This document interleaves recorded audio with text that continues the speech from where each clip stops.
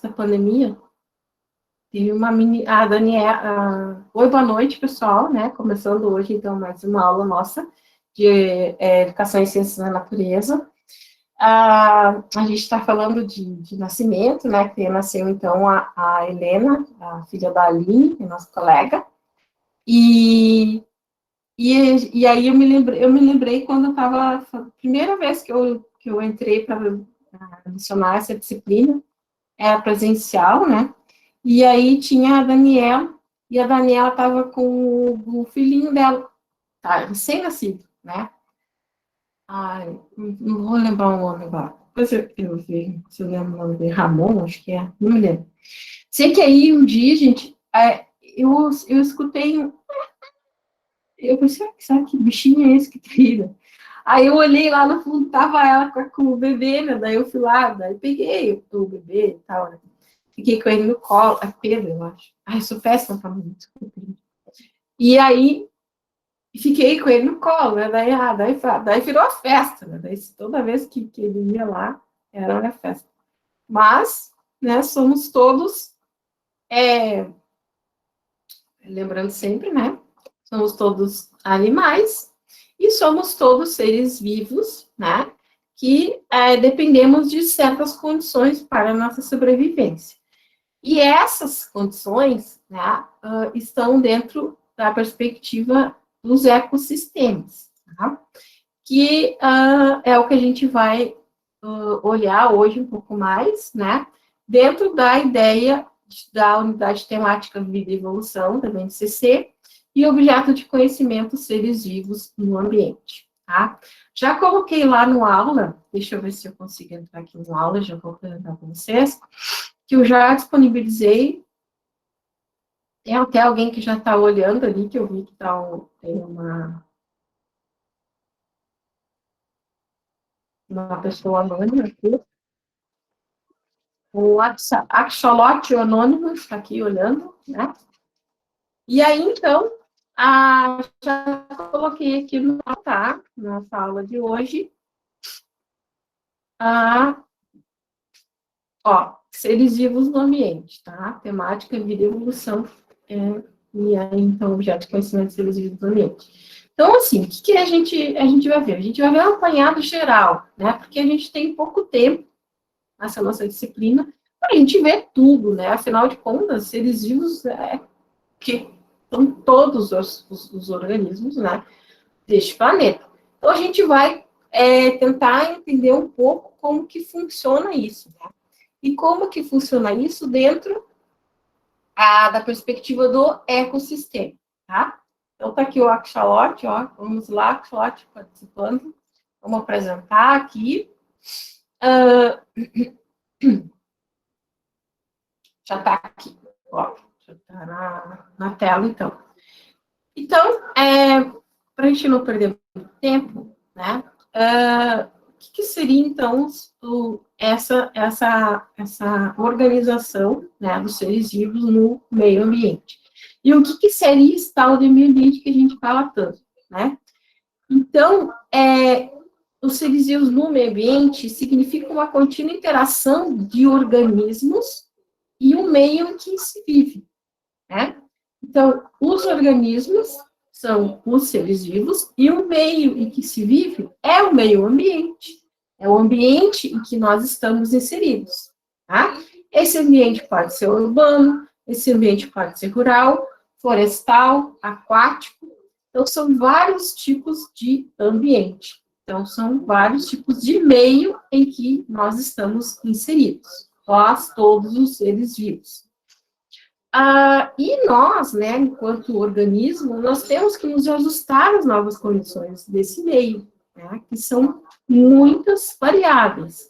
E são variáveis que muitas vezes não dependem da nossa vontade, né? Por exemplo, nós temos uma variável hoje, que é o Covid, que fez com que a gente mudasse, está mudando nossas condições de vida. Concordo? Então, nós estamos tendo que nos adaptarmos, né, muito rapidamente a essa condição que este outro ser vivo, que é o SARS-CoV, que é um vírus, proporcionou, né, para a nossa população de organismos, seres humanos.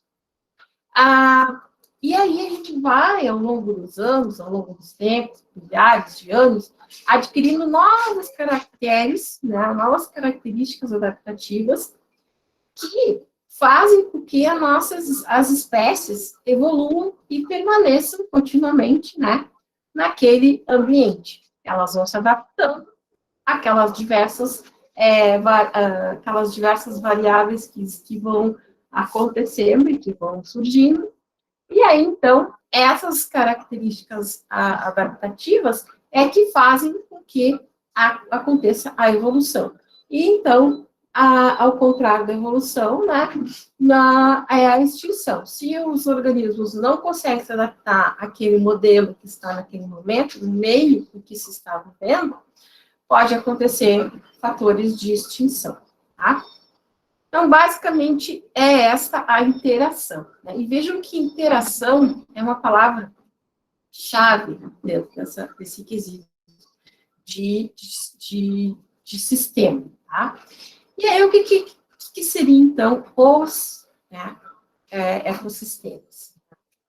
Na verdade, dentro da ecologia, ecossistema são todos os objetos de conhecimento que nós estudamos dentro da área de biologia chamada ecologia. Por quê?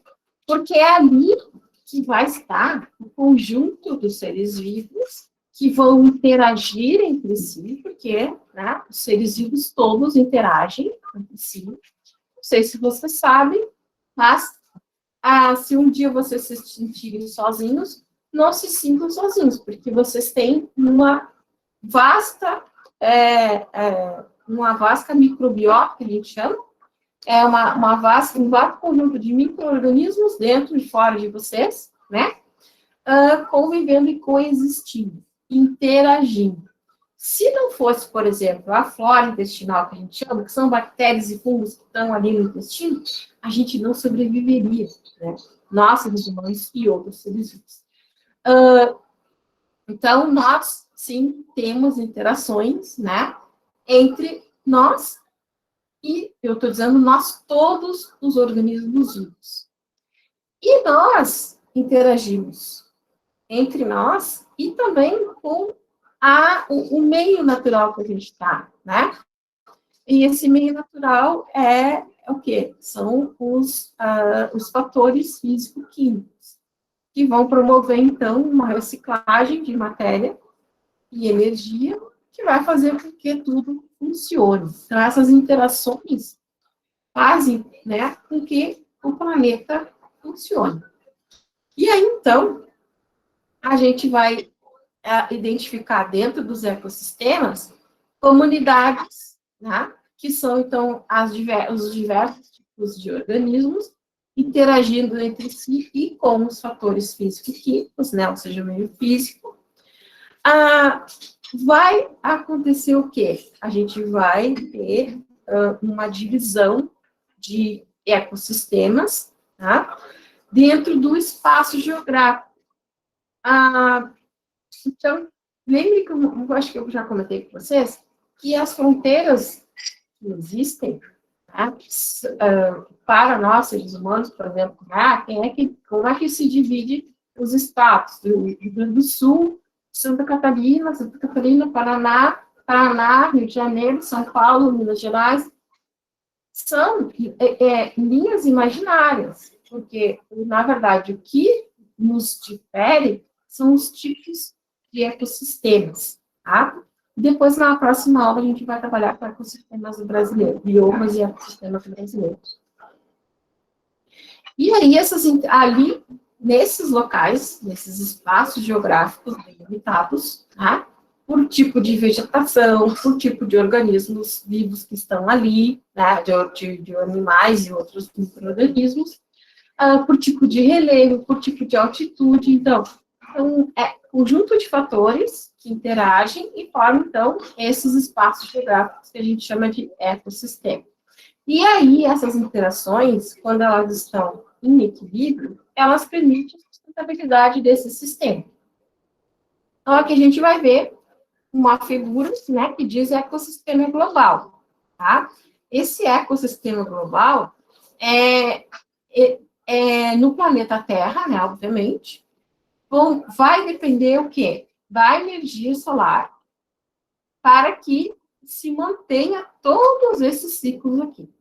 Então, vai ter, né, os ciclos das chuvas, que são os ciclos da água, os ciclos do carbono e oxigênio, que vai depender das plantas, né, fotossíntese, as cadeias alimentares, o ciclo do nitrogênio, né, e os outros ciclos que são, não estão contemplados aqui, mas que também vão fazer com que haja essa interação e haja, então, e aconteça, então, a sustentabilidade desse sistema, tá?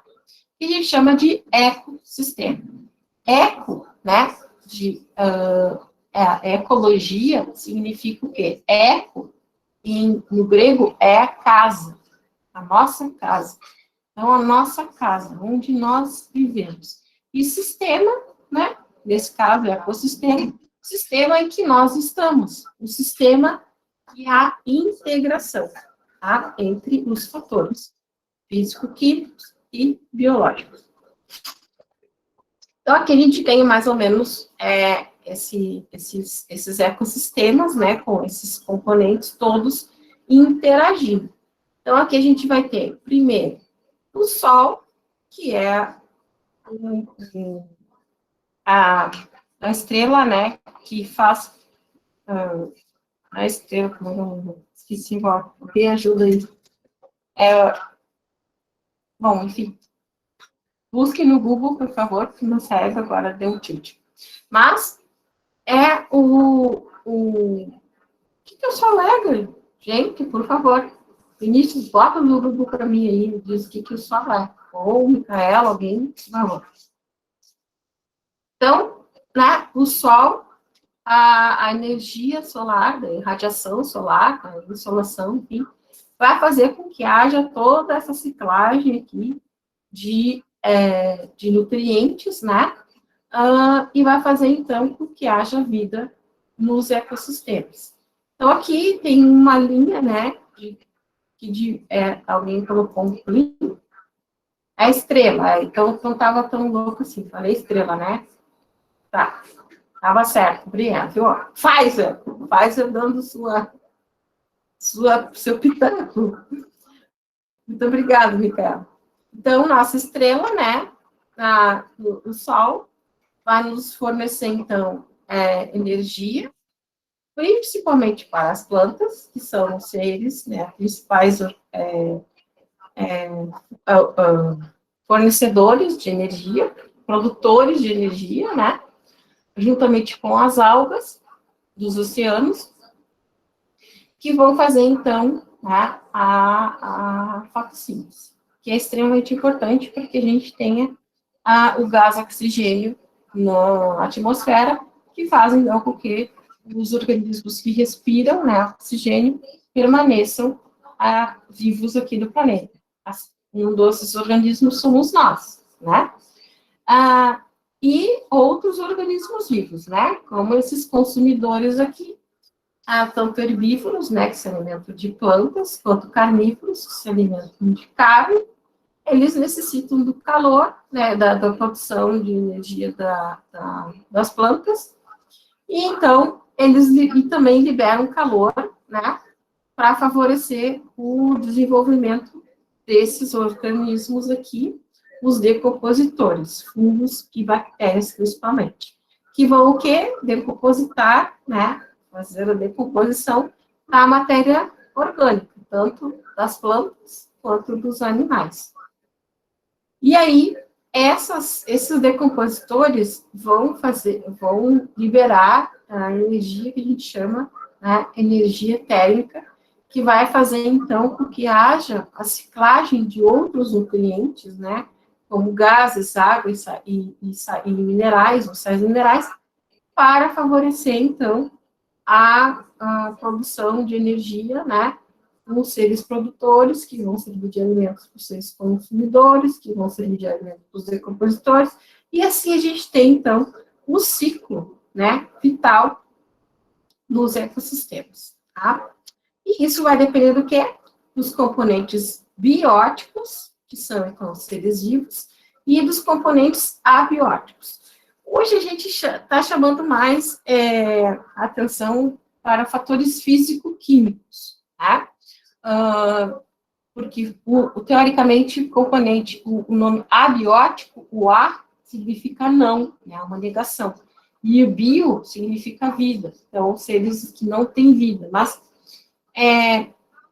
devido a mudanças, né, nas nomenclaturas, hoje a gente chama, né, de fatores físico-químicos, tá? E os componentes bióticos ainda seguem componentes bióticos, são os seres vivos. Bom, aí, os ecossistemas, a gente pode dividir eles basicamente em dois grupos, grandes grupos. Os ecossistemas marinhos e os ecossistemas terrestres. Os ecossistemas marinhos, né, que vai conter, então, a água salgada, ocupa a maior superfície do planeta Terra, basicamente 70%. O planeta Terra é composto por ecossistemas marinhos. Aí vão ter os diversos oceanos, né, espalhados pelo globo terrestre. Aqui vão acontecer, vai aparecer vida, obviamente, também, né? Então, vão ter fatores e vida que são chamados de fatores fóticos e afóticos. Os fóticos são organismos que sobrevivem, né, até 200 metros de profundidade. Isso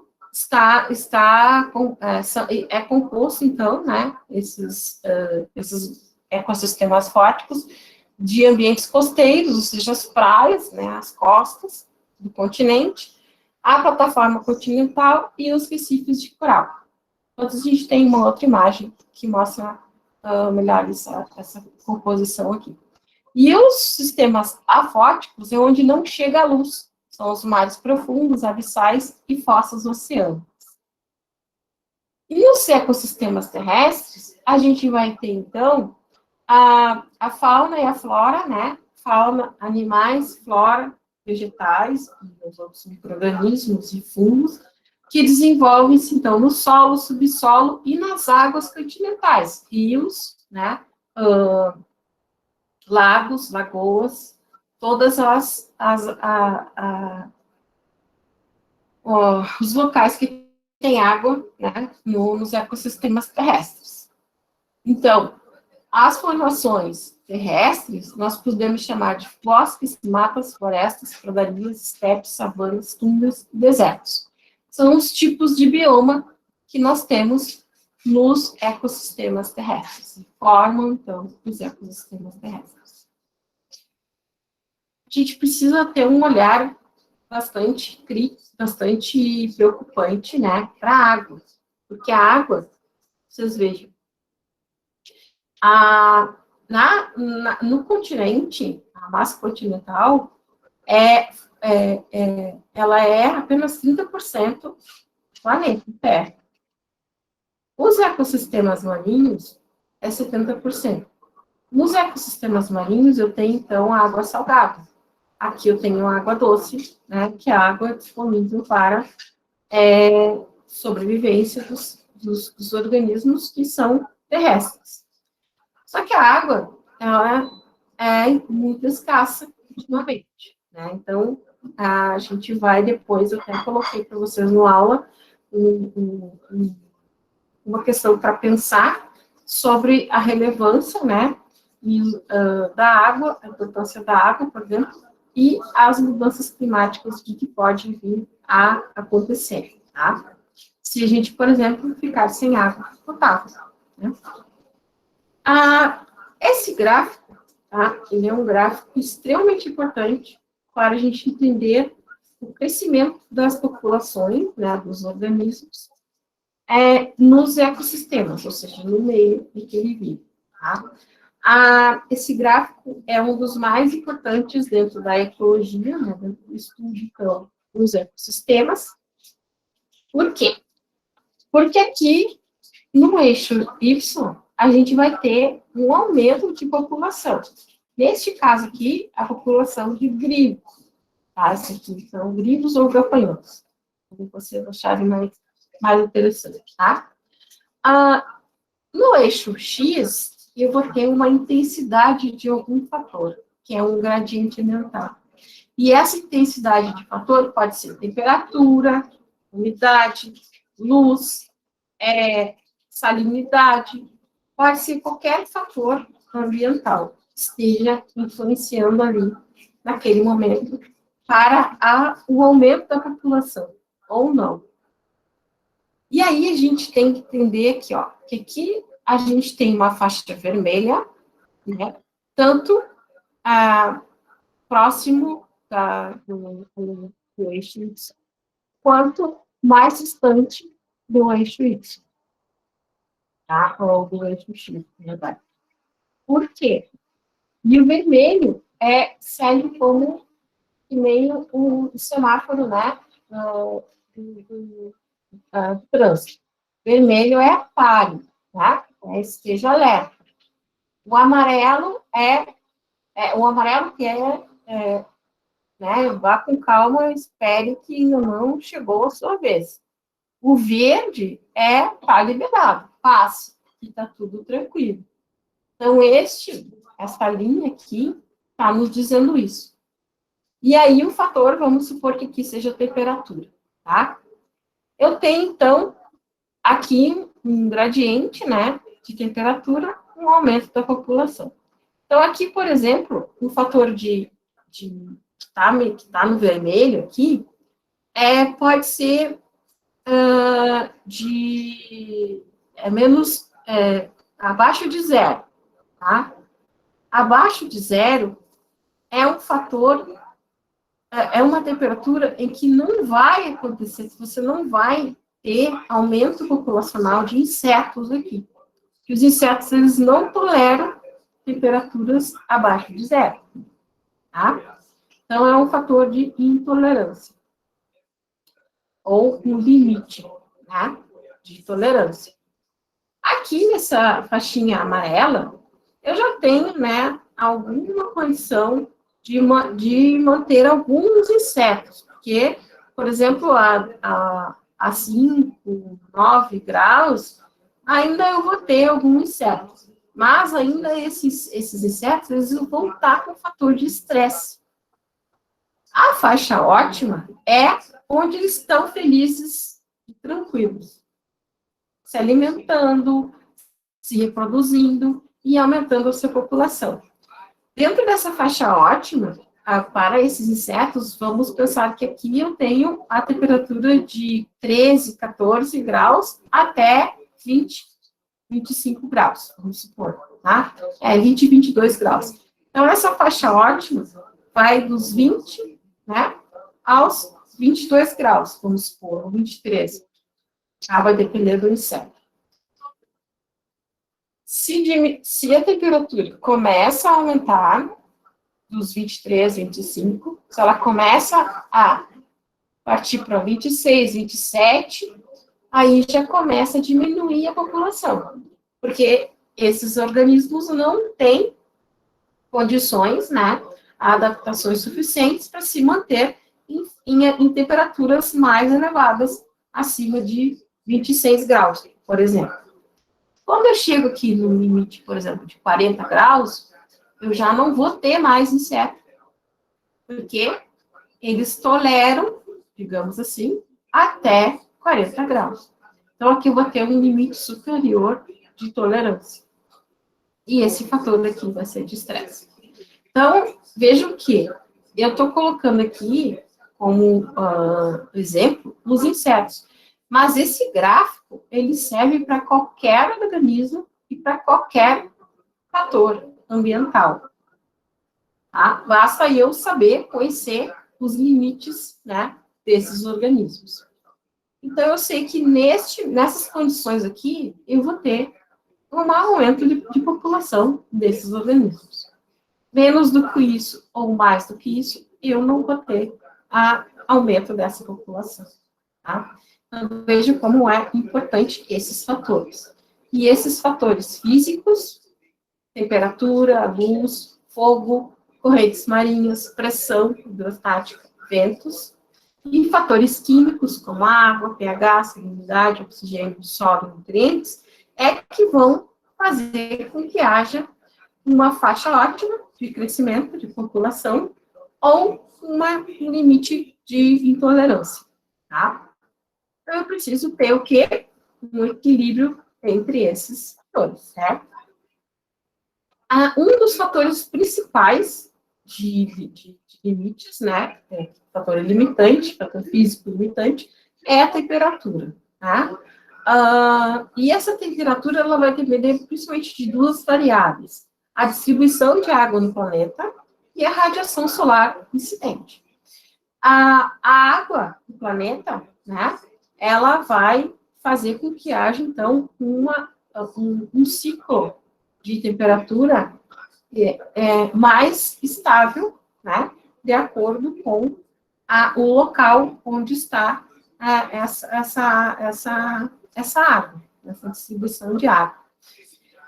E a radiação solar também, né?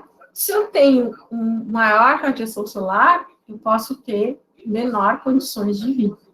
Então, dois fatores importantes, né, para pensar em temperatura: distribuição da água e terra no planeta e radiação solar incidente.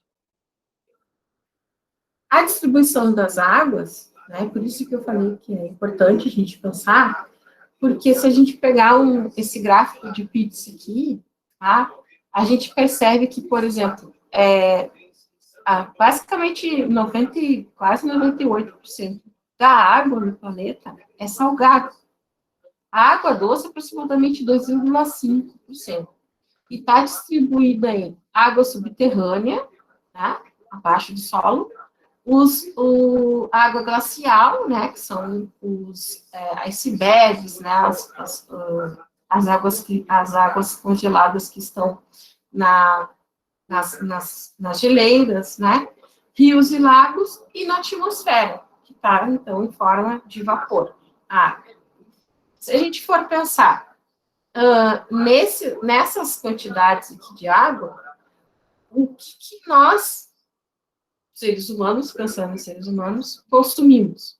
As águas que vêm de rios e lagos, tá? Que é, então, 0,006%. Se a gente fizer uma comparação, por exemplo, uma garrafa PET, aquelas de 2 litros, tá? De um refrigerante de 2 litros.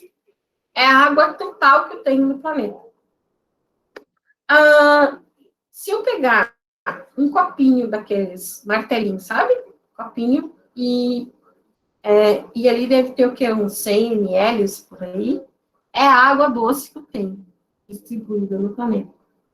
A água que eu tenho para consumo de todos os organismos que consomem a água doce, né? Que são água dos rios e lagos, 0,06%, cabe na tampinha da garrafa.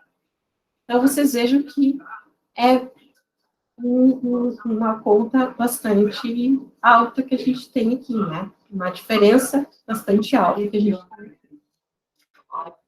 Bom, aí a gente pode pensar também, né, em questão dos continentes, onde tem mais água, onde tem menos água, onde tem mais terra, né, onde tem mais os maiores continentes, por exemplo.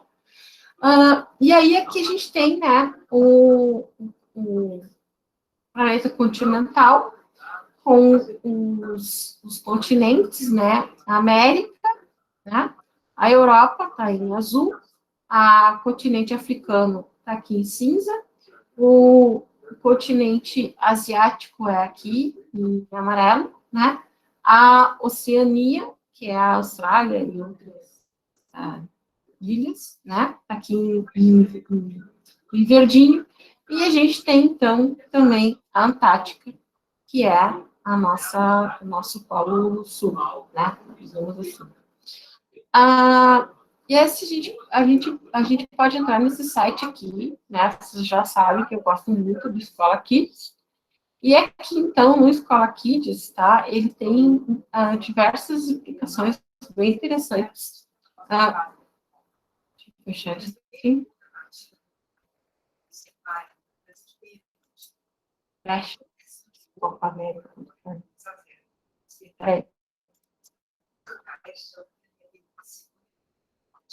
Bom, então aqui eu tenho, né, as principais características dos continentes. Tá? Então, se a gente quiser trabalhar com esses continentes, já tem, enfim, né, um site do Escola Kids, que é bem legal, né? Daí aqui tem, então, esse mapa, que vai mostrar, né, essa composição de terra, né, de terra, de terra firme, do planeta. O restante é oceano, né? Então, é bem interessante usar essa ferramenta do Scala Kids. E aí, como eu falei para vocês, existem várias variáveis, né?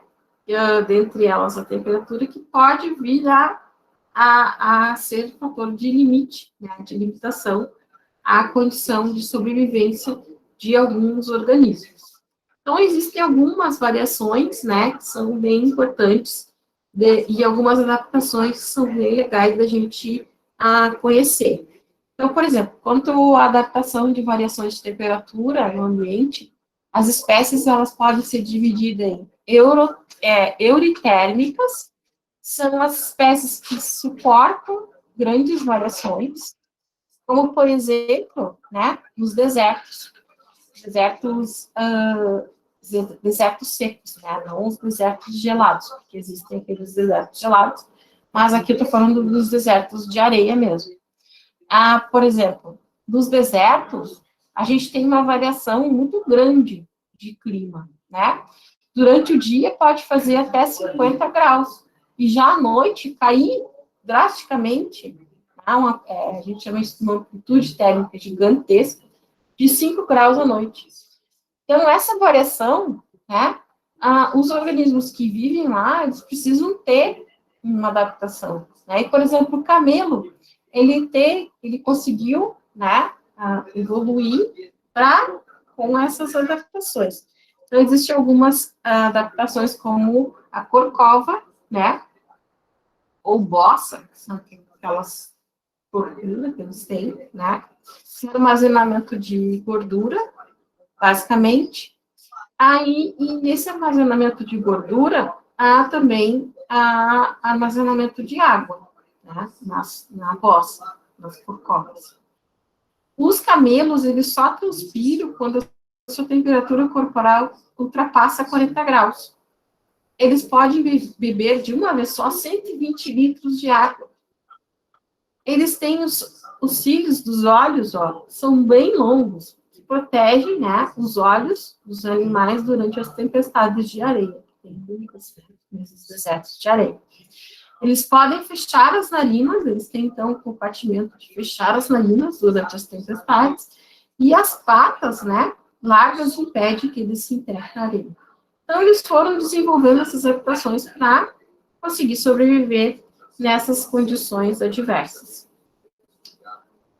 Já espécies que não suportam tantas variações assim, de temperatura, como os répteis, por exemplo, a gente chama de estenotérmicas. Tá? Esses nomezinhos da biologia são bem chutinhos, mas a gente tem que compreender o que cada uma delas é. Então, a gente tem organismos que conseguem tolerar muito bem as variações de temperatura, como, né, o camelo, e tem organismos que não conseguem superar grandes variações de temperatura. Tem que ser uma temperatura mais estável para que eles, então, sobrevivam. Os répteis são um desses organismos. Quanto à capacidade do organismo manter a temperatura corporal constante, tá, vai depender de dois fatores. Tá? Os organismos que a gente chama de homeotérmicos, que têm sangue quente, e heterotérmicos, que têm sangue frio. Na verdade, não é que eles têm sangue quente e têm sangue frio. Vai depender das condições, né, de temperatura e condições de manter a temperatura corporal constante.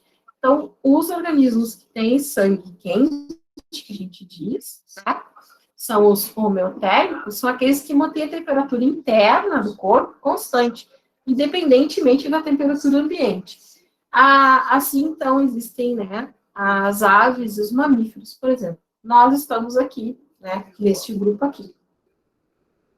Já os organismos que não conseguem manter, né, a temperatura corporal constante, depende do ambiente, são os chamados heterotérmicos. Né? Então, é o caso de vários invertebrados, como peixes, né, alguns anfíbios e répteis. Né?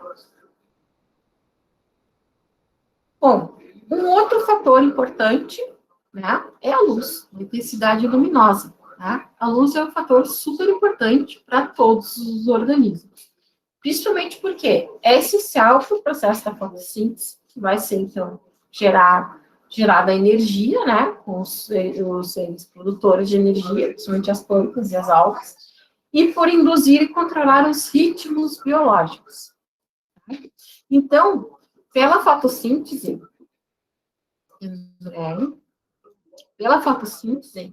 os vegetais, eles transformam a energia luminosa em energia química, da qual, então, né, os próprios vegetais se alimentam e outros seres vivos, herbívoros, se alimentam, né, e consomem energia da fotossíntese que os vegetais promovem. A incidência da luz solar, né, aqui a gente tem, então, a energia solar, ela vai incidir sobre as folhas, e aí vai acontecer um processo, né, que é bastante complexo, de absorção, né, dessa luz, a produção do açúcar, que é, né, glicose, e aí, então, essa glicose que vai servir de alimento tanto para a planta quanto para os outros organismos que se alimentam, né, de plantas. A intensidade luminosa vai depender também, né, de várias variáveis. Falando essas variáveis, que são as condições que variam no ambiente. Então, varia com a latitude, com o grau de nebulosidade, estação do ano e a hora do dia. Tá aqui, lembra que eu falei para vocês que eu ia trazer uma foto das zonas dos oceanos, né? Praticamente todos os animais precisam de luz para sobreviver. Mas algumas espécies se adaptaram para sobreviver em locais que não têm tanta intensidade assim de luz, tá? Então, espécies que vivem em cavernas, são as cavernícolas, e as espécies abissais, que vivem no meio aquático a grande profundidade. Então, aqui eu tenho, né, um corte aqui, né, que está a praia, vamos supor, e aqui eu tenho um corte, né, para verificar até onde vai o fundo do mar, digamos assim, fundo dos oceanos. Aqui, aqueles 200 metros, né, mais ou menos, é o limite de penetração da luz solar. Abaixo disso, vai diminuindo cada vez mais, até chegar lá numa zona abissal, que é extremamente sem intensidade de luz. Mas tem alguns organismos, né, que sobreviveram, que se adaptaram a esses ambientes. E eu gosto muito de mostrar as fossas das Marianas, né, que eu acho muito bonito, é muito lindo as fossas das Marianas. Vocês podem pesquisar no Google depois sobre elas, né. E aqui a gente tem, então, essa imagem chama, né, a fronteira final, que seria, então, o local mais profundo dos oceanos, que é a Fossa Mariana, que chega a quase 11 mil metros, né, de profundidade. E aqui tem algumas comparações, né? Aqui eu tenho o Monte Everest, ó. O Monte Everest está aqui, né, a 8 mil metros, mais ou menos. Aqui eu tenho outro monte, o Monte Sevinho, né, as montanhas dos Alpes, que chega a 4.500, mais ou menos, metros. Aqui eu tenho capacidade de altitude que chega um avião, né, a 10 mil metros, mais ou menos, né, de altitude, mesmo assim não consegue chegar, né, à profundidade das fossas marianas. Aqui tem, então, a profundidade que chega a essa baleia, né? Aqui tem um arranha-céu, né, que é o maior arranha-céu do mundo até hoje, né, localizado em Dubai, mas ele tem apenas, né, 830 metros de altura. Aqui eu tenho, então, aonde chegou, né, o Titanic, ele afundou a 3 mil metros, 13.800 metros. Então, é muito interessante, né? E uma característica que até os anos 80, mais ou menos, se tinha resíduos, né, lixo radioativo, e não se sabia muito bem o que fazer com esse lixo radioativo. Adivinha onde as criaturas colocavam os lixos, os resíduos radioativos? Nas fossas marianas. Então, gente, as fossas marianas, que está aqui, ó, perto da Austrália, né? Tem lá nos seus quase 11 mil metros de profundidade, ainda resíduos de radioatividade, né? Aí, uma das coisas boas que o presidente dos Estados Unidos, o George Bush, né, o novo, fez, foi instituir essa área, né, de preservação permanente e proibiu, então, de colocar aqui os resíduos, né. Bom, daí eles colocaram onde? A maioria a gente não sabe. A gente sabe que tem resíduo radioativo sendo levado por satélites para outros lugares, né, no espaço, mas, né, eu não é uma ideia para vocês aí onde é que são as radioatividades. E aí a gente tem as espécies, né, que são espécies que não necessitam de muita luz, elas evoluíram, né, juntamente com a profundidade onde elas sobrevivem, né, são chamadas, então, espécies lucíferas. Por exemplo, caracol, minhoca e espécies abissais, então, né, nas camadas mais profundas dos oceanos. Então, aqui eu tenho esse peixe, né, chamado do dragonfish. Esse peixe ele se alimenta de pequenos peixes e crustáceos e outras coisas que ele possa encontrar, né, lá em 6 mil metros 6 mil pés, né, de profundidade, que é para nós quase 2 mil metros de profundidade.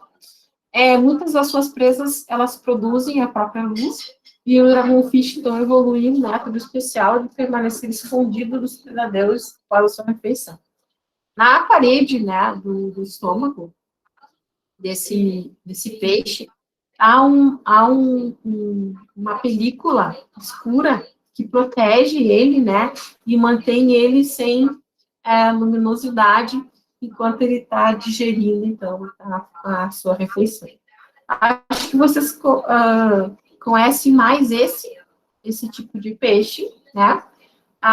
Ele é um peixe também que vive a mais ou menos 2 mil metros, né, de profundidade. Ele pertence a essa família Melanocetidae, tem uma enorme boca e caça com a ajuda de um apêndice luminoso, essa bolinha aqui, né, que produz luz, a bioluminescência, que pende aqui da cabeça, né, com a qual, então, ele atrai as presas na escuridão abissal. Essa bioluminescência, na verdade, ela é produzida por bactérias simbióticas, aí, então, tem uma interação, né, uma coexistência muito interessante. As bactérias, então, produzem essa luz, né, para, então, esse esse peixe, né, a conseguir encontrar suas presas, né, ou atrair a sua presa. Acredita-se que essas bactérias entram aqui, né, na ESCA, através de um duto externo. As bactérias pertencem à família Vibrionaceae, tá? Esse peixe, acho que vocês conhecem bastante, porque ele é aquele do Nemo, né? Lembra? Tem lá o Nemo e a Dory, que eles conversam lá com esse peixe, né? Então, é bem conhecido o desenho, né? Procurando Nemo. E também existem, né, espécies que só têm atividade se tivermos, são lucíferas. Então, são espécies que necessitam de grande densidade luminosa, como, por exemplo, né, as borboletas, tá? Aqui eu vou trazer um pouco do meu experimento, um experimento que eu fiz, né, do meu doutorado, mostrando, então, a luz e o comportamento de alguns organismos, né? Nesse caso, as abelhas. Por exemplo, eu tenho aqui uma abelha, que foi a que eu estudei no meu doutorado, que é a chamada Melipona bicolor Schenck, conhecida popularmente como guaraico, né, na região lá dos campos de cima da serra. Então, essas abelhas, na verdade, a grande maioria das abelhas, né, a atividade de voo delas depende da temperatura, umidade e intensidade da luz.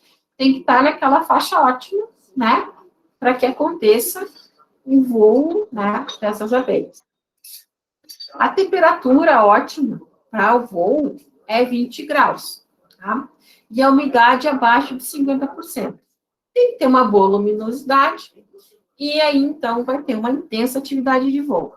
Aqui eu tenho uma foto do meu local de estudo, que é o Promata, é um centro de conservação da PUC, né, onde eu fiz, então, um dos meus experimentos, em São Francisco de Paula. O outro foi em Cambará do Sul.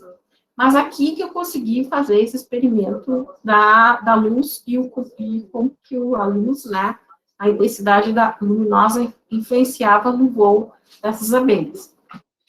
Lá nesse local, tá mais ou menos a uns 1.000 metros, né, 1.000 e poucos metros acima do mar, chega um momento do dia, no verão, no inverno, enfim, que tem um nevoeiro, que a gente chama de nevoeiro orográfico, porque ele é um calor que vem do solo, né, sobe esse lugar extremamente alto, né, e rodeado por vales, e aí este nevoeiro, este calor, ele sobe, se encontra, então, com as nuvens mais frias, e acontece, então, que o tempo fecha, como se fala, né, forma este nevoeiro, e a gente, então, perde as condições de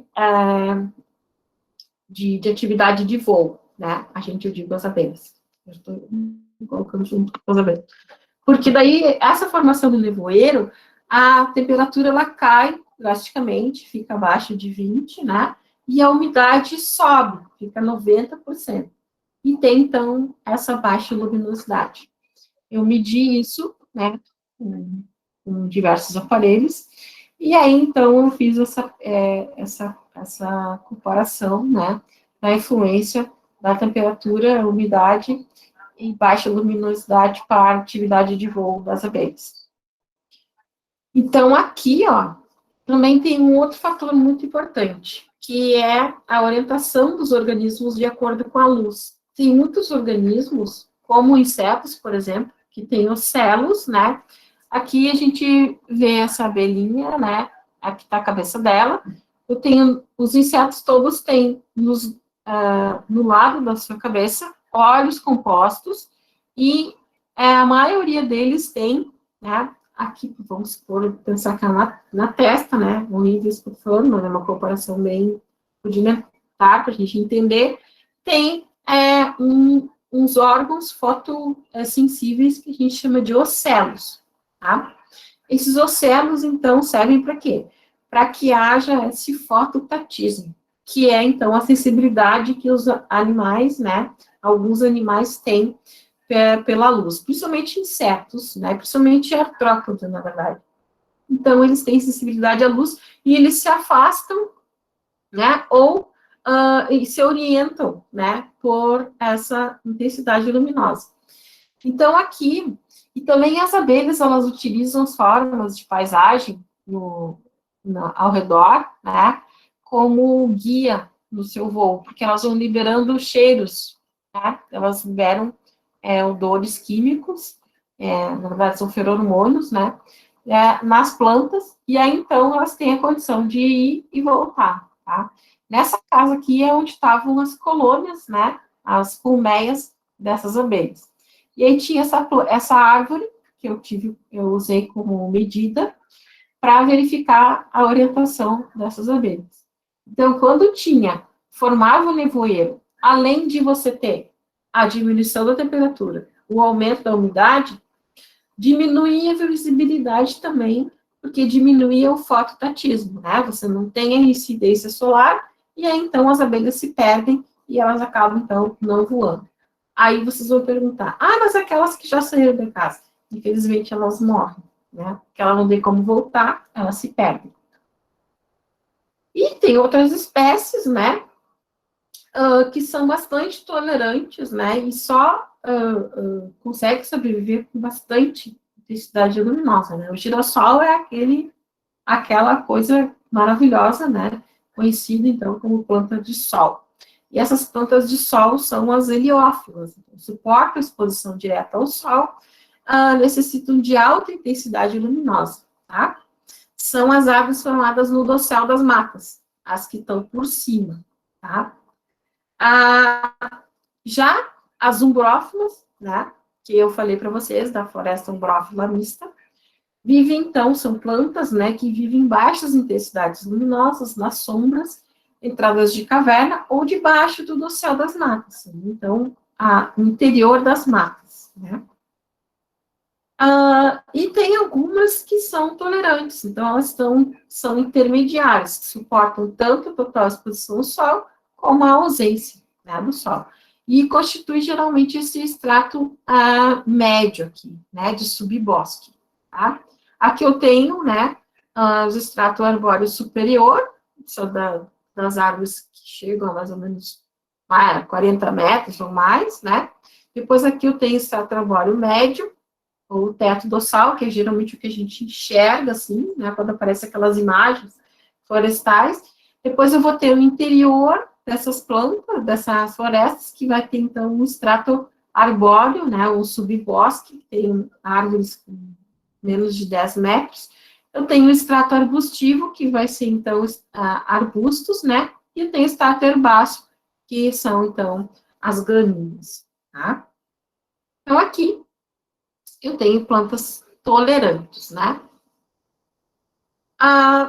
E aí, a intensidade luminosa também vai fazer funcionar ou não os ritmos biológicos. Os ritmos biológicos são ritmos de atividade, né, tanto externos como internas do corpo, de todos os seres vivos, né? Animais e plantas. São estimulados pela luz, que atuam, então, como estimuladores, e vão regulando os ritmos das atividades. Tem basicamente 3 tipos de ritmo, tá? Tem o ritmo estacional, que é a duração de 1 ano, né? E hoje a gente está vendo com as mudanças climáticas que isso está sendo modificado, e isso é um problema, que a gente vai depois pensar, né? Num outro momento.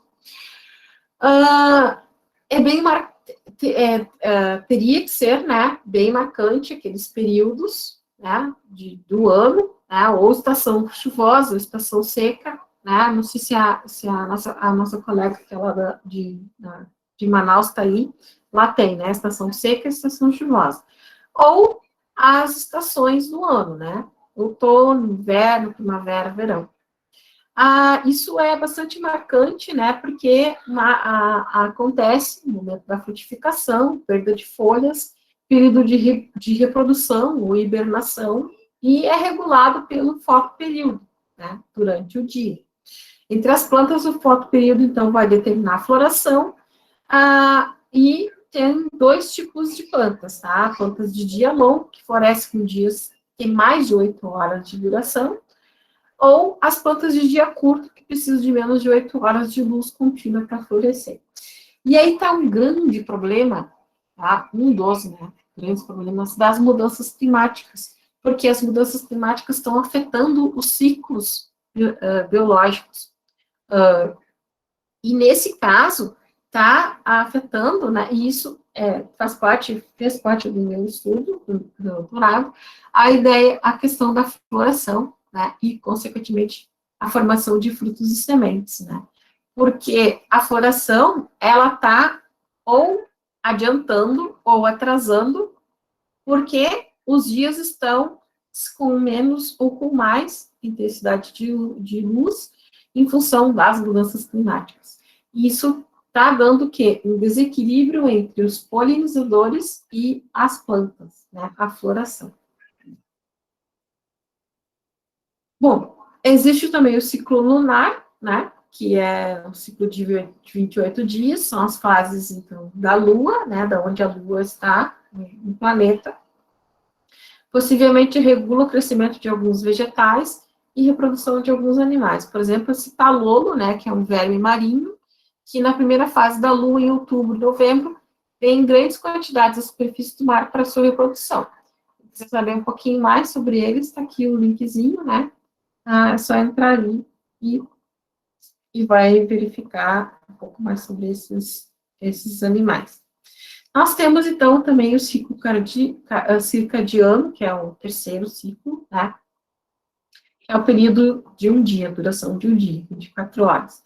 Esse ritmo, então, regula, né, todo o nosso metabolismo, e ele é regulado pela fase clara e fase escura, constituindo, então, um relógio biológico interno dos organismos. E controla várias atividades dos mamíferos, principalmente. A variação diária, né, pode influenciar e vai influenciar na produção de hormônios, no ciclo do sono, né, e hoje a gente está sendo afetado muito pela questão, por exemplo, né, de pessoas que não dormem, que trabalham à noite, né, e daí de dia vão tentar dormir, não conseguem, porque tem esse ciclo invertido, né? Por quê? Porque há uma manutenção dos hormônios, né? Um pico dos hormônios do crescimento, do estresse, da fome, da adrenalina, dopamina, que influenciam no humor, na ansiedade, né, no sono, na dieta. Então, se a gente não tem esse ciclo regulado, a gente vai ter alguns problemas, né? Como, por exemplo, a gente, dentro da questão de fatores como a energia elétrica, né, que a gente acaba dormindo mais tarde, enfim, vai estar modificando, então, esse nosso ciclo, né? Por exemplo, quando não existia a luz elétrica, o nosso corpo era mais regulado, né? Reconhecia quando era dia e quando era noite, né? Hoje, não. Com a invenção da lâmpada, esse processo se tornou mais confuso, né? Também a fome e frio, né? A fome aumenta com o frio, porque a gente precisa de mais energia para manter a temperatura do corpo. Algumas pessoas também têm, nessa época, um gasto de energia e apetite maior. Agora vai começar o negócio da gente ficar com fome, né? Que vai começar o inverno. Então, já sabemos. E tem vários trabalhos, né, muito interessantes relacionados a isso, mas tem um trabalho muito interessante com tartarugas. Tartarugas, né, são répteis, e elas, então, dependem da temperatura, né, ambiente para a manutenção do seu ciclo. E as tartarugas, elas desovam, né, elas colocam seus ovos, principalmente na costa, né, nas praias. E aí, o que está acontecendo? Que quando as tartaruguinhas, elas eclodem, elas nascem, elas seguiam pela luz da lua, que elas nascem, né, elas eclodem à noite, para elas se guiarem na luz da lua, porque a lua vai em direção, a lua está bem direcionada ao mar, e elas têm que ir para o mar. O que está acontecendo, né? Nas grandes praias, tem a luminosidade da cidade, e aí as tartaruguinhas estão se perdendo nesse caminho. Então, elas estão, em vez de elas irem em direção à luz da lua, elas estão indo em direção à luz da cidade. Então, há esse problema também, né? Bastante importante. Então, né, meu muito obrigado, e eu trouxe esse meme, é antigo, né, mas só para vocês não ficarem dizendo, a professora só fala de insetos. Vai eu tentando entender, explicar meu interesse por insetos, as pessoas não compreenderam, mas os insetos são extremamente importantes, né, neste planeta. Concordam ou não concordam? Diz que sim, concordo. Então, gente, a nossa conversa sobre a questão de ecossistemas, né, e as suas influências e as influências, né, dos fatores físico-químicos nos organismos está relacionado, então, com deixa eu só aqui, a vida e evolução, né? Seres vivos no ambiente, que está lá na BNCC, tá? Eu deixei para vocês também lá no aula um. Deixa eu perguntar aqui. Na verdade, é uma atividade, tá? Para vocês pensarem e refletirem sobre mudanças climáticas, né? Que a gente sabe que é um problema que está presente na nossa vida, muitas vezes a gente não percebe. Mas é só um exercício para vocês refletirem, tá? Então, e esse é um exercício, né? É uma atividade de reflexão que vocês podem adaptar para qualquer outro tipo de problema que você queira trazer, né? Para discussão com os seus alunos. Aqui, no caso, eu quis trazer a questão das mudanças climáticas. Então, o primeiro passo é sentir-se poderoso. Quem é que levantou a mão? E um plim?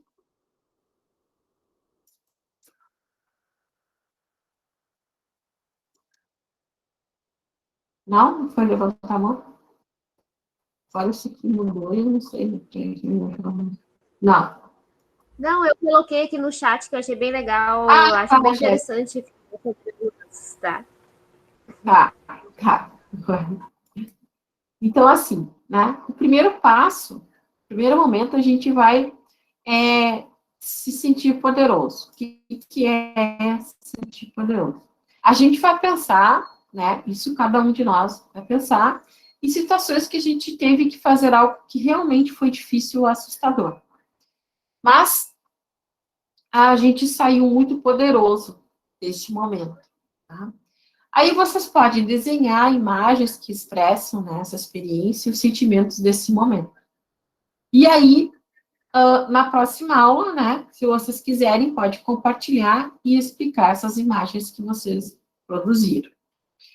Depois, a segunda ideia é pensar o impensável. Por exemplo, escrever 3 frases, né, no Word ou qualquer outro software, cada uma das frases começando com os seguintes dizeres. A coisa que mais me preocupa sobre mudança climática é a outra frase. Não quero nem pensar que com a mudança climática possa acontecer a outra frase. O que mais me assusta sobre o mundo com o clima alterado é...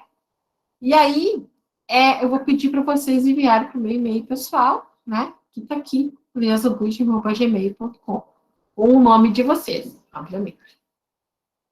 Depois, o terceiro passo é algo que você ama. Então, um exercício de reflexão, né? Fecharem os olhos e pensarem em algo que vocês dão valor e o que vocês fariam para proteger esta coisa, essa pessoa, enfim, né? Que vocês dão valor. E depois de alguns minutos, vocês podem compartilhar e descrever o que pensaram, né? Também no meu e-mail. E depois, né, pensar num futuro de esperança. Escrever 3 fases que iniciem com: eu poderia realmente ajudar a minha comunidade a enfrentar a mudança climática por meio de... Eu poderia assumir liderança frente à mudança climática se eu, para ajudar a transformar as coisas, um bom caminho que eu posso seguir seria, e aí também enviar, né, essas ideias para o meu e-mail, tá? E aí depois a gente vai, então, né, na próxima aula e vamos resgatar essas imagens, né, se vocês me mandarem e tal, e vamos refletir sobre a forma como os sentimentos de poder pode ser utilizado para ajudar a combater a mudança climática e, em particular, para agir nas grandes e pequenas coisas, tá? Compartilhadas, então, naquela primeira etapa lá, na última etapa, na verdade, na quarta. E aí, a gente pode compartilhar, né, as nossas reflexões.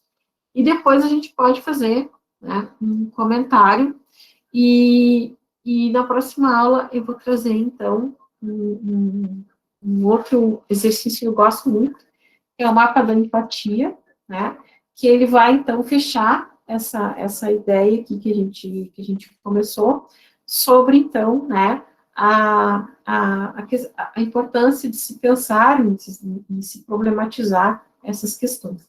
Então, essa sequência de atividades, ela tem como objetivo abordar o medo e os sentimentos de desespero, desesperança que a gente tem, né, em face a mudanças, qualquer mudança. E a mudança do clima, a gente ainda não sabe as consequências disso, porque tem tanta potencialidade para destruir, né? Então, e a gente não tem tanta ideia, assim, do que pode vir a acontecer, né? Qual seriam, então, as perdas, né, dos nossos meios de subsistência, a destruição da nossa cultura, do nosso estilo de vida, no fracasso daqueles que têm o poder de responder, né, eficazmente, ou apenas, aparentemente, né, ter o aspecto de controlar, mas não consegue controlar essas perspectivas que pode vir a acontecer com as mudanças climáticas. E exercícios como esse são importantes no combate ao desespero, ao desamparo e ao cinismo dos jovens, como um precursor necessário para estimular o compromisso com a ação frente à mudança climática. Vocês receberam, né, por vários professores, no aviso do aula, um videozinho sobre pânico. Lembram? Vocês receberam isso. Está lá nos avisos de vocês. Então, a gente precisa ter essa reflexão e essas discussões para que a gente tenha, então, né, uma premissa de educação para resiliência também. E aí, então, essa vai ser a nossa próxima ideia, né, para a próxima aula. Pensar, a gente já conheceu os fatores principais, né, fatores ambientais principais, que afetam a vida de todos, né, estou falando aí de todos os organismos, e aí, então, as mudanças climáticas, elas podem afetar drasticamente, né, nesse equilíbrio que a gente ainda tem, né? E não é tarde ainda para a gente pensar em trabalhar isso com as nossas crianças e adolescentes, né? Então, era essa a ideia que eu queria trazer para vocês hoje, conhecer, né, os seres vivos e o meio ambiente, saber que existem fatores, né, limitantes para o desenvolvimento, o crescimento e a manutenção da vida, né, neste planeta. Dentre eles, então, a temperatura é um dos fatores mais importantes, tá? E intensidade luminosa, enfim, e a água, né? Que sem a água, você pode até ficar com reserva de gordura no seu corpo por uma semana sem comer, por exemplo, mas sem tomar água, não, né? Então, a água é um fator extremamente importante também. E a gente vai discutir essas coisas na próxima aula, certo? Alguém gostaria de comentar alguma coisa antes de a gente finalizar?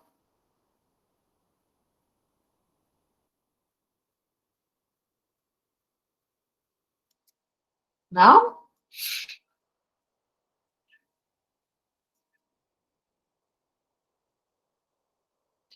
Então, eu vou, né, parar a gravação. Interromper a gravação.